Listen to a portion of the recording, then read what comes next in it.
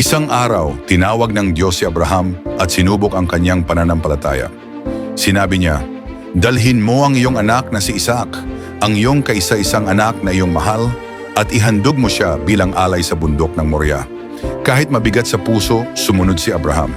Kinaumagahan, naglakbay sila ni Isaac patungo sa bundok. Habang paakyat, nagtanong si Isaac, "Ama, nasaan po ang kordero para sa handog?" Sumagot si Abraham, "Ang Diyos ang magbibigay ng kanyang kordero, anak ko." Pagdating nila sa tuktok, nagtayo si Abraham ng dambana at inilagay si Isaac sa ibabaw. Nang itaas na niya ang kutsilyo, biglang tumawag ang isang anghel mula sa langit. "Abraham, huwag mong saktan ang bata. Alam kong takot ka sa Diyos sapagkat hindi mo ipinagkait ang iyong anak." Nang siya'y tumingin, nakita niya ang isang ram na naiipit ang mga sungay sa mga sanga. Iyon ang kanyang inialay sa halip na si Isaac.